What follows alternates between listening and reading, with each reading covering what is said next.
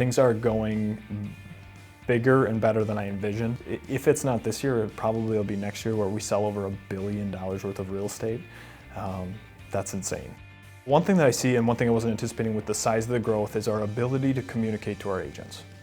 So when we were 30 of us, very easy. We would get together in a room and we'd say, hey, this is who we are, this is how we handle things, this is how we don't handle things. When you get this large, this quickly, there's another challenge in there, there's an opportunity to grow.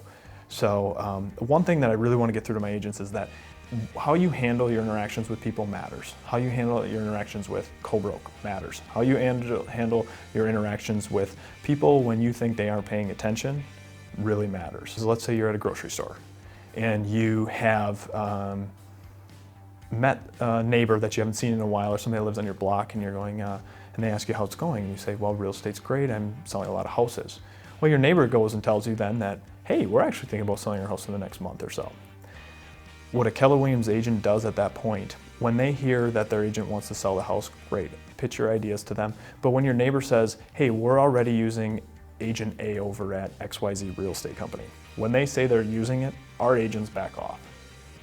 That's not technically industry standard, so to speak. A lot of times agents just keep aggressively going after it. What I want our agents to know is that when a customer or client says they're using somebody else, it's enough, that's enough. More importantly, when they say they're using another Keller Williams agent, that agent backs off.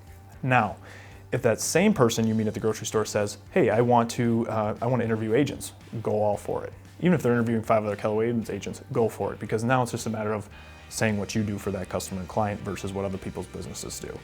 But I want to be very, very clear that one conversation, those things that you say to other agents really defines us as an organization. It defines us of who we are.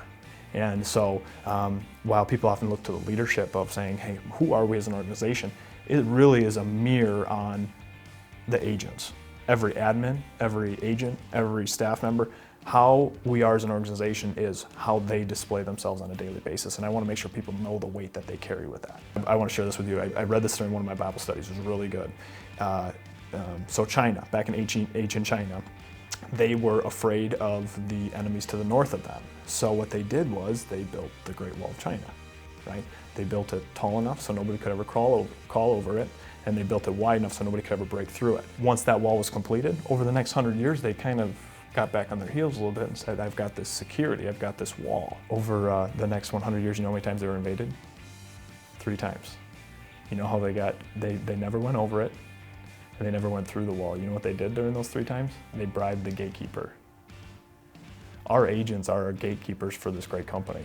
We can build it as big as we want, we can build as strong as we want, but we cannot get back on our heels. And the agents need to realize that how we treat people matters, and that they are the gatekeepers for this company, and how they treat each other really matters. That just really resonated with me, because here we're building this great organization, yet if we're not staying true to our culture and who we are, it doesn't matter.